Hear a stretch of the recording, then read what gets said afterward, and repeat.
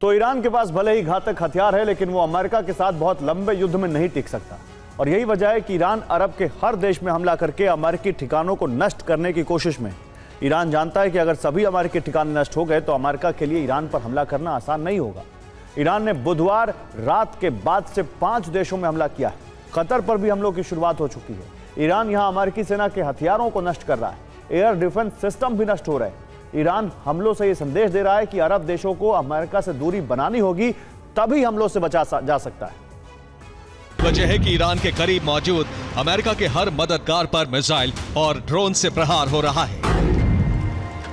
IRGC के प्रवक्ता general Hussain मोहेबी के मुताबिक ईरान का ऑपरेशन अभी पूरे इलाके में अमेरिका के हमला करने वाले इंफ्रास्ट्रक्चर को नष्ट करने पर केंद्रित है।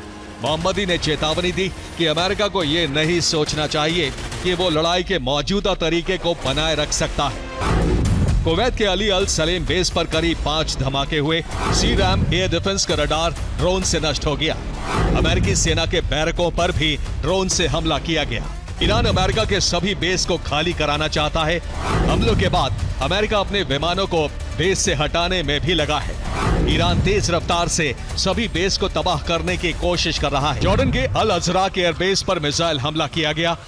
हमले में एयरबेस के मेंटेनेंस सेंटर पर भारी तबाही हुई है।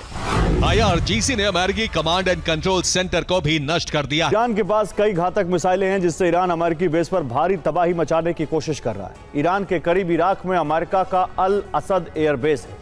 इसके अलावा सीरिया में अल तन्फ गैरिसन एयरबेस है। कुवैत में अली अल सलेम एयरबेस भी ईरान का मुख्य टारगेट बन चुका है। यही US नेवी फ्लीट भी तैनात है।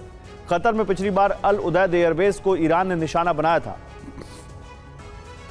UAE का अल दफरा एयरबेस भी ईरान के टारगेट पर है। इस पूरे इलाके में अमेरिका की सेना, वायुसेना और नेवी की तैनाती है। अमेरिका ने ईरान पर हमले के लिए इसी इलाके में बड़ी तैयारी की है, लेकिन सबसे अहम है समंदर के रास्ते होने वाला हमला। कुवैत में अमेरिकी नेवी हर वक्त मौजूद रहती है। यहाँ अमेरिका का कैंप पेट्रियट नेवल बेस है। यहाँ से ईरान पर हमले की तैयारी है। इसके अलावा बहरीन में अमेरिकी 5th फ्लीट कमांड की तैनाती है। यहाँ भी अमेरिका की नौसेना का बड़ा जमावड़ा है और समंदर के रास्ते ईरान पर हमले हो रहे हैं। कतर में अल उदैद बेस पर हमला किया गया। बैलिस्टिक मिसाइलों से रडार को निशाना बनाया गया। ईरान के टारगेट पर अमेरिकी सेना और हथियार थे।